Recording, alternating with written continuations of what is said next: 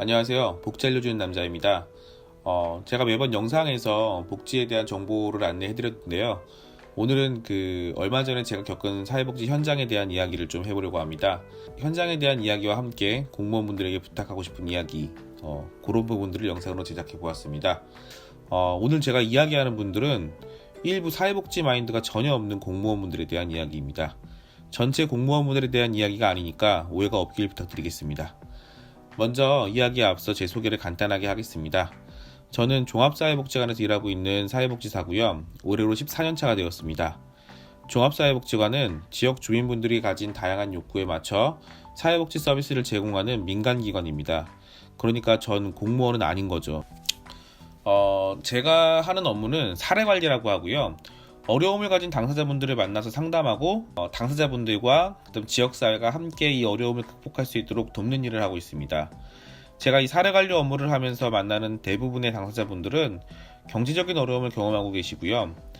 그래서 가장 먼저 파악하는 부분들이 이분들의 이 경제적 어려움이 공공복지 서비스를 통해 해소될 수 있는 것인가, 이 부분입니다. 왜냐하면 공공복지 서비스는 모든 국민이 조건에 충족된다면 누구나 받을 수 있는 제도이고, 이 운영은 국민의 세금으로 운영되기 때문입니다. 그런데 실상은 그렇지 않았습니다. 공공복지 서비스 탐색을 위해 당사자분들과 상담하며 느끼는 것은 크게 두 가지였습니다. 첫 번째로는 당사자분들에게 정확하고 적절한 공공복지 서비스에 대한 정보가 제공되고 있지 않다라는 거, 그 부분이고요. 두 번째는 당사자분들이 공공기관에서 느끼고 있는 굴욕감, 거부감, 수치심, 이런 부분들이 상상을 초월한다는 점입니다. 오늘은 이 두 가지를 이야기하려고 하고요. 혹시 비슷한 경험이 있으시거나 아니면은 좀 동감이 되시는 분들은 끝까지 경청해 주셨으면 좋겠습니다. 먼저는 제가 이제 처음 얘기했던 부분, 당사자분들에게 정확하고 적절한 공공복지 정보가 제공되고 있지 않다. 네, 이 부분인데요. 이 부분은 제가 정말 상담하면서 많이 경험하고 있습니다. 상담하면서 의외로 기초생활보장제도 혹은 공공복지에서 제공하는 여러 가지 복지 서비스에 대해서 전혀 모르시는 분들이 많아요. 우리가 흔히 생계가 어렵고 생활이 어려우면 동사무소 가서 수급 신청한다, 이렇게 알고 있는데 전혀 수급 신청을 해보지 않은 분들이 많아요. 왜? 수급 신청이 뭔지 모르시거든요. 그것조차 모르시거든요. 사실은 우리나라는 신청주의예요. 신청주의이기 때문에 내가 신청하지 않으면은 복지 서비스를 받을 수가 없습니다. 나라에서 그렇다면은 신청할 수 있는 정보를 제공해야 되는데 정보를 정확하게 제공하지 않아요. 너희들이 신청하지 않아서 못 받은 거기 때문에 너희들의 책임이다 라고 그 책임을 국민에게 돌리고 있는 꼴이죠. 그렇다 보니까 진짜 어려운 분들이 복지 근처에도 못 가보는 어려움을 경험하게 되는 거예요. 근데 이 문제가 여기서 끝나는 게 아니에요. 사실은 문제가 더 있는데, 사회복지 서비스에 대해서 이제 어떻게 알게 돼갖고 주민센터를 찾아갑니다. 찾아가서 서비스를 신청하는 과정에서도 굉장히 많은 어려움이 발생해요. 문제가 자신이 이용할 수 있는 서비스에 대해서 자세하고 정확한 설명을 듣지 못하는 거예요. 서비스 신청을 하러 가서도 당신은 대상자가 안 된다, 그 이야기만 듣고 오지 왜 안 되는지 정확한 설명을 들은 분들이 별로 없어요. 그리고 자신이 원하는 서비스를 제공받지 못한다 하더라도 그것과 유사한 서비스 혹은 무언가 조금이라도 도움이 되는 서비스를 안내해주고 신청하게 해야 되는데 그런 설명 안 해줍니다. 당사자가 모든 복지 서비스를 찾아서 이거 신청해도 되나요? 이거 신청해도 되나요? 이거 제가 할 수 있나요? 라고 물어봐야 대답해주는 정도예요. 실제로 이제 제가 얼마 전에 상담했던 어머님의 이야기인데요. 그 어머님은 이제 홀로 아이를 키우고 있는 모자가정 어머님이었어요. 이제 상담을 하면서 어머님께서 이제 둘째 아이를 임신 중이라는 걸 알게 되었고요. 배가 많이 이렇게 나오셨더라고요. 한부모 가정이 되신 지 얼마 안 되셔서 한부모 가정 지원금을 신청하고 오시는 길인데, 지금 주민센터에서 경제적으로 너무 어려운 상황이어서 복지관의 도움을 받을 수 없는지 이렇게 문의하러 오셨더라고요. 그래서 어머님께 좀 여쭤본 게, 어머니 한부모 가정만 신청하고 혹시 수급 신청을 안 하셨나요? 하고 물어봤더니 수급 신청은 본인의 나이가 젊어갖고 할 수 없다고 생각했다고 하더라고요.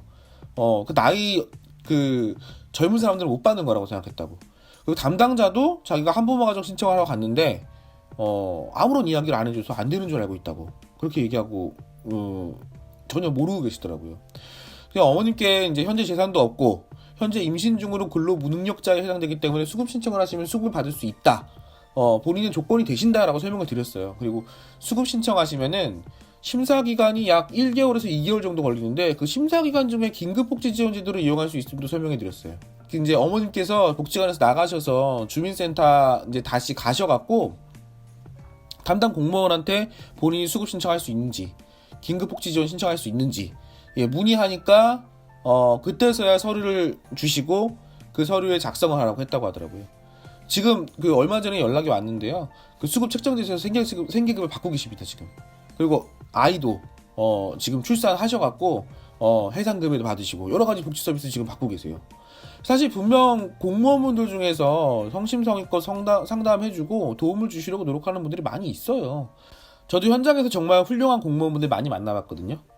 그런데 그렇지 않은 분들도 좀 있는 것 같아요. 좀 많이 있는 것 같아요.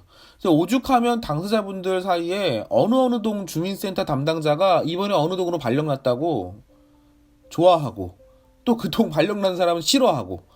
사실 저도 장애가 있는 분들 모시고 주민센터 수급 신청하러 가면요 정말 많이 느낍니다. 제가 먼저 제가 사회복지사잖아요. 그분들 이제 불편하시니까 제가 모시고 가서 도움을 드려요. 근데 제가 사회복지사인 제가 제 소개를 하고 먼저 가도 별다른 얘기 안 해요. 제가 먼저 이런 서비스 이용할 수 있지 않을까요? 이런 서비스 이용할 수 있지 않을까요? 그러면 그때서야 서류를 뒤적뒤적 하시면서 괜찮을 것 같네요 하면서 서류 신청해보세요. 이렇게 아마 당사자분들만 동사무소 주민센터에 가신다면은 정말 큰 어려움을 느낄 것 같아요. 공무원분들한테 좀 부탁을 드리고 싶어요. 사실 오늘 이 영상 만드는 게 공무원분들한테 부탁을 드리려고 만드는 건데 여러분들께는 이게 단순한 일이에요. 행정 일이에요. 그렇죠? 근데 이분들한테 우리 당사자분들한테는 생계이고 삶이에요. 자세하고 정확한 상담 그리고 필요한 서비스를 좀 안내해 주셨으면 좋겠습니다. 두 번째 이야기는요.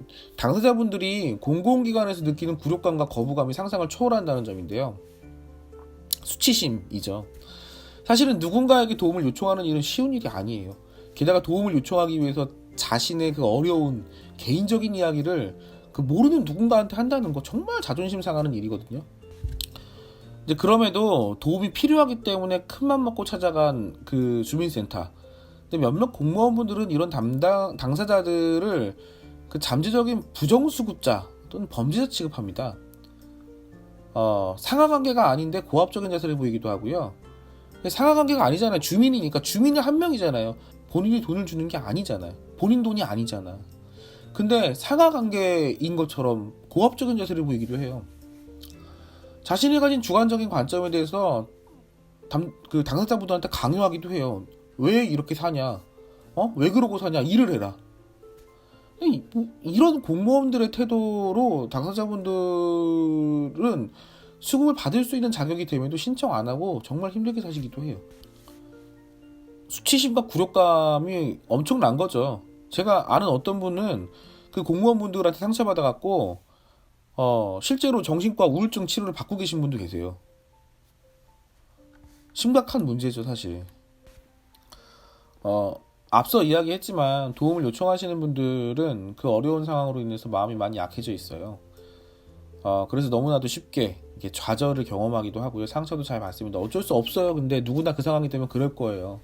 그리고 이런 마음의 상처가 커지면 우울증으로 이어져서 정말 회복하기 어려운 그런 상황을 만들기도 하거든요. 사람이 말 한마디에 천냥빚을 갚는다고 같은 말이라고 해도 안 다르고 어다른데 우리 공무원분들 제발 그 어려운 상황으로 마음이 힘든 당사자분들을 그 잠재적인 부정수급자가 아니라 정말 그냥 찾아오는 주민으로서 따뜻하게 대해주시기 바랍니다. 여러분의 그 따뜻한 한마디가 사실 사람 한 명을 살릴 수 있어요. 부탁드리면서 오늘 영상은 마치도록 하고요. 네, 앞으로도 그 사회복지 정보에 대한 부분들과 함께 현장의 이야기를 통해서 제 생각을 영상으로 제작해 보도록 하겠습니다.